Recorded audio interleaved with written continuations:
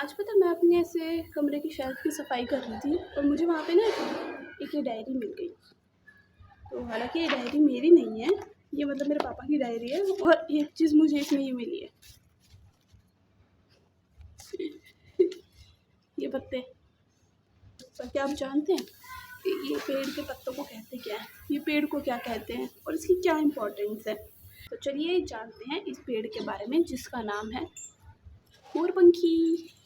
तो दोस्तों, मेरे पीछे जो आप ये पेड़ देख रहे हैं, इसे हम लोग थूजा के प्लांट के नाम से जाने जाते हैं। इसका बोटेनिकल नेम होता है थूजा। और जो हम इसे बुलाते हैं मोरपंखी के नाम से, विद्यापीठ प्लांट के नाम से, या फिर जीवन के पेड़ के नाम से।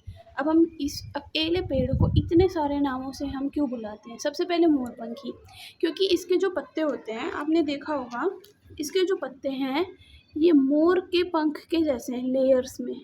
जैसे मोर के पंख होते हैं ना, वैसे ये लेयर्स में उगते हैं, बिल्कुल ऐसे, एक के ऊपर एक, एक के ऊपर एक।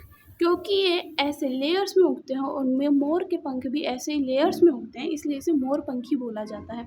और ये मोरपंखी के जैसे ही है दिखने में, जैसा कि आप देख सकते हैं मेरे पीछे। उसके बाद में है स्कर्वी। स्कर्वी आपने बीमारी सुनी होगी। तो स्कर्वी के इलाज में पहले के समय पे हमारे पास में इतनी सारी मेडिसिन्स नहीं होती थी। तो जो पहले के समय में लोग इसके पत्तियों को उबाल कर, क्रश करके इसकी चाय बना के पीते थे। तो उससे क्या होता था, उनके अंदर की विटामिन सी की कमी पूरी होती थी। तो उससे स्कर्वी जो होती है वो विटामिन सी की डेफिशिएंसी से होती है। तो उस डेफिशिएंसी को ही दूर करता था, उसकी वजह से इसका नाम पड़ा जीवन का पौधा। और फिर उसके बाद में हम बात करेंगे विद्यापीठ प्लांट की। हम इसे विद्यापीठ क्यों बुलाते हैं? विद्या का मतलब क्या होता है? पढ़ाई। पहले के समय में ऐसा बोलते थे, इस पेड़ के पत्ते को अपने किताबों में रख लो, है ना, तुम्हारा दिमाग चलने लग जाएगा। पर ऐसा कुछ नहीं है, इससे दिमाग नहीं चलता है, इससे बस किताबों के अंदर पेस्ट यानी कि दीमक नहीं लगती है। क्योंकि ऐसा बोला जाता है इस प्लांट के अंदर एसेंशियल ऑयल होते हैं, और उन एसेंशियल ऑयल्स की वजह से किताबों के अंदर दीमक नहीं लगती है, उसकी स्मेल से वो दूर रहते हैं। चलिए अब इसकी पत्तियाँ मैं आपको दिखा देती हूँ। आप देख सकते हैं इसकी पत्तियाँ कैसी होती हैं, ऐसी, बिल्कुल मोर के पंखों के जैसी, सदाबहार, हमेशा हरी रहने वाली। अब इसके बीच में ना आपको ये कुछ दिख रहे होंगे, ये ऐसे ऐसे से, ये पता क्या है? ये इस पेड़ के बीज है।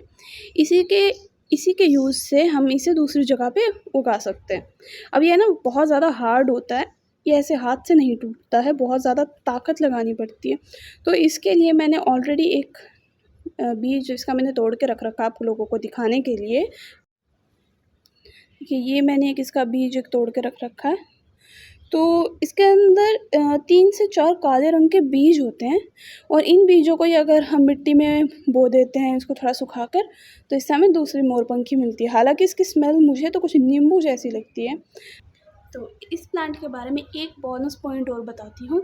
इसका जो ये बीज है, जो इतना टाइट बीज है, इस बीज को कभी भी हमें खाना नहीं चाहिए, ना अपने छोटे बच्चों को खिलाना चाहिए, ना ही कभी अपने जानवरों को, जो हमने पेट रख रखे हैं घर में, चाहे वो भैंस हो, चाहे वो गाय हो, चाहे वो कुत्ता हो, चाहे वो बिल्ली हो, हैमस्टर हो, आप जो भी तरीके का पेट अपने घर में रखें, उसको कभी भी इसको निगलने नहीं देना है। क्योंकि ये जो बीज है ये जहरीला होता है, टॉक्सिक होता है। उससे ये पौधा जो है हमें हमेशा हमारे घर में जोड़े में लगाना चाहिए। अब जोड़े में क्यों लगाते हैं इसको? हमारा जो वास्तुशास्त्र है वो यूँ कहता है कि इस पौधे से हमेशा घर में नेगेटिविटी दूर रहती है। इस पौधे को हम अगर अपने घर के मेन दरवाजे के लेफ़्ट एंड राइट साइड में दोनों तरफ लगाएंगे तो घर के अंदर नेगेटिव एनर्जी बिल्कुल भी एंटर नहीं करती है। उसके साथ साथ जो इसके पत्ते होते हैं, अगर हम इसके पत्तों को रब करें आपस में, अगर हम इसके पत्तों को ऐसे आपस में रब करें और बाद में स्मेल करके देखें, तो काफ़ी पंजेंट सी स्मेल आती है। उस स्मेल से हमारे घर के आसपास होने वाले सारे कीड़े, जानवर, ऐसे छोटे कीड़े, छोटे जानवर, जैसे मक्खी होगी, मच्छर होगी, वो सब हमारे घर से दूर हो जाते हैं सिर्फ इसके स्मेल से। तो इसके साथ ही हम आज की वीडियो को ख़त्म करते हैं। आई होप आपको मेरी वीडियो से कुछ इन्फॉर्मेटिव वीडियो नॉलेज मिली होगी। आई होप आई होप आपको मेरी वीडियो से कुछ इन्फॉर्मेशन मिली होगी, और ऐसी ही इन्फॉर्मेशन के लिए फॉलो कर लीजिए द मेडिसिन एंड प्लांट इस यूट्यूब चैनल को। और आगे मैं आती ही रहूँगी ऐसी इन्फॉर्मेशन वीडियो इसके साथ में, क्योंकि मेरे पेपर चल रहे थे, अब मेरे पेपर ख़त्म हो गए हैं लगभग, तो मैं अब आई हूँ आपके पास में ऐसी बहुत सारी वीडियोज़ लेके। आगे मैं और भी वीडियोज़ पोस्ट करूँगी, तब तक के लिए नमस्कार।